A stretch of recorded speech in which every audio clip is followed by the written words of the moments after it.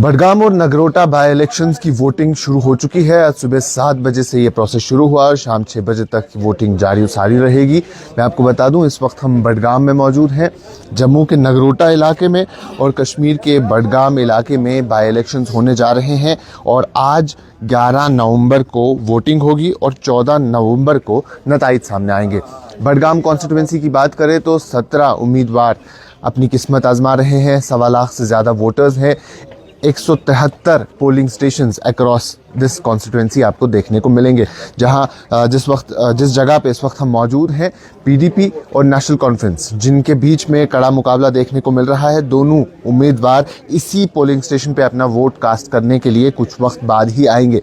इस इलेक्शन के बारे में एक बार फिर से बता दें जिनको मालूम नहीं है कि 2024 में जब इलेक्शन हुआ तो चीफ मिनिस्टर उमर अब्दुल्ला, जो इस वक्त मुख्यमंत्री है, चीफ मिनिस्टर हैं, उन्होंने 2 जगह से इलेक्शन लड़ा था। एक गांदरबल असेंबली कॉन्स्टिट्यूंसी थी और दूसरी बडगाम कॉन्स्टिट्यूंसी थी। और उसके बाद अगर हम रूल्स देखें तो सिर्फ एक कॉन्स्टिट्यूंसी को रिटेन किया जा सकता है और उन्होंने गांदरबल को रिटेन किया और इसे तर्क कर दिया, और यही वजह है कि बडगाम कॉन्स्टिट्यूंसी वैकेंट हुई। लेकिन वहीं नगरोटा की बात करें तो नगरोटा में भारतीय जनता पार्टी के कैंडिडेट देवेंद्र सिंह राणा ने इलेक्शन लड़ा और इलेक्शन जीता, और 30,000 से जायद वोट्स के मार्जिन से जीता। इतना बड़ा मार्जिन जितना जम्मू कश्मीर में और किसी कैंडिडेट को नहीं मिला। लेकिन ओथ सेरेमनी के कुछ दिन बाद ही उनका इंतकाल हो गया और वो सीट भी वैकेंट हो गई। इस वक्त नगरोटा में 10 कैंडिडेट्स अपनी किस्मत आजमा रहे हैं। बडगाम में 17 कैंडिडेट्स अपनी किस्मत आजमा रहे हैं।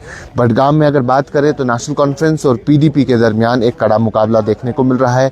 वहीं कुछ इंडिपेंडेंट कैंडिडेट्स हैं। आम आदमी पार्टी का कैंडिडेट है, अपनी पार्टी का कैंडिडेट है, उसके साथ साथ कई सारे इंडिपेंडेंट कैंडिडेट्स हैं जो अपनी किस्मत का आजमा रहे हैं। वहीं नगरोटा की बात करें तो नगरोटा में एक तरफ भारतीय जनता पार्टी की कैंडिडेट दिव्यानी राणा है, जो लेट देवेंद्र सिंह राणा की बेटी है।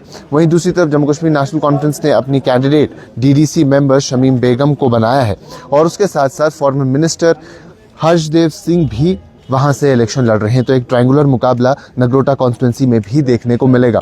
लेकिन बडगाम में स्पेसिफिकली बात करें तो आगा खानदान से 2 लोग अपनी किस्मत आजमा रहे हैं। जम्मू कश्मीर नेशनल कॉन्फ्रेंस के आगा सैयद महमूद और पीपल्स डेमोक्रेटिक पार्टी के आगा मुंतजिर। भारतीय जनता पार्टी के कैंडिडेट भी इधर से लड़ रहे हैं। वो भी उम्मीदवार हैं, अपनी पार्टी के कैंडिडेट हैं, आम आदमी पार्टी के कैंडिडेट हैं। कई सारे इंडिपेंडेंट कैंडिडेट्स हैं जो बडगाम कॉन्स्टिट्यूंसी में अपनी किस्मत आजमा रहे हैं। तो कुल मिला के 17 कैंडिडेट्स यहाँ देखने को मिल रहे हैं। आज सुबह 7 बजे से वोटिंग का प्रोसेस शुरू हुआ है।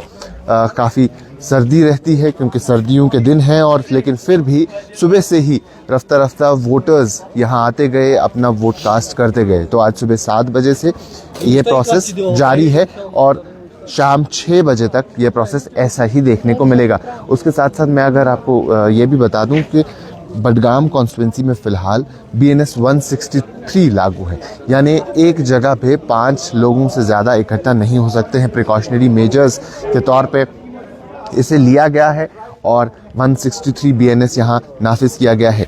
9 तारीख शाम 6 बजे से ये नाफिज किया गया था और 11 तारीख यानी आज शाम 6 बजे तक बडगाम कॉन्स्टिट्यूंसी में, तो 27 बडगाम कॉन्स्टिट्यूंसी में ये ऐसे ही देखने को मिलेगा। तो ये 2 दिन ऐसे रहते हैं क्योंकि एक दिन पहले कैंपेनिंग बंद करनी पड़ती है। 9 तारीख शाम 6 बजे तक कैंपेनिंग जितने भी कैंडिडेट्स हैं वो कर सकते थे। उसके बाद फॉर्मल कैंपेनिंग बंद हो जाती है, तो यानी 24 घंटे पहले उस कैंपेनिंग को बंद करना पड़ता है। तो 9 शाम को कैंपेनिंग बंद हो गई। तमाम तर कैंडिडेट्स ने यहाँ अपनी कैंपेनिंग की। नेशनल कॉन्फ्रेंस के लिए जितने भी MLAs हैं, कई सारे MLAs थे, मिनिस्टर्स थे, चीफ मिनिस्टर उमर अब्दुल्ला खुद यहाँ कैंपेनिंग करने के लिए आए। वहीं पीपल्स डेमोक्रेटिक पार्टी के लिए महबूबा मुफ्ती हो या उनके जो MLAs हैं वो यहाँ कैंपेनिंग करने आए थे। बीजेपी के लिए leader of opposition Sunil Sharma और उनके साथ साथ बीजेपी के कई सारे लीडर्स बडगाम कॉन्स्टिट्यूंसी में कैंपेनिंग करने के लिए आए। तो हाई स्टेक्स हैं, तमाम तर उम्मीदवार हैं। एक तरफ रूलिंग पार्टी नेशनल कॉन्फ्रेंस का ये दावा है कि ये सीट हमारा ख़ास इलाका रहा है, 1977 से कंटिन्यूसली नेशनल कॉन्फ्रेंस यहाँ से जीतता आ रहा है, तो ये सीट हम एक बार फिर से रिटेन करेंगे।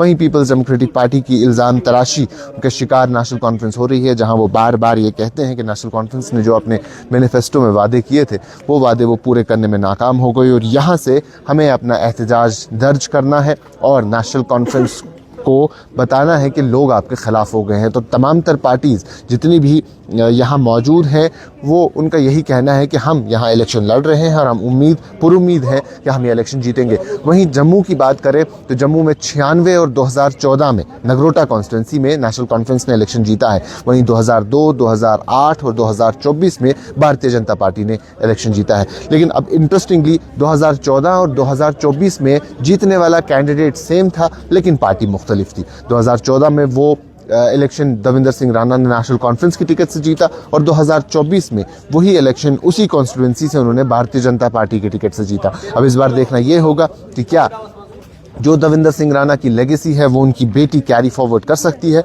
या रूलिंग नेशनल कॉन्फ्रेंस को एक बार फिर वहाँ के लोग एतमाद देते हैं। तो बडगाम और नगरोटा दोनों कॉन्स्टिट्यूंसीज पे नज़र है।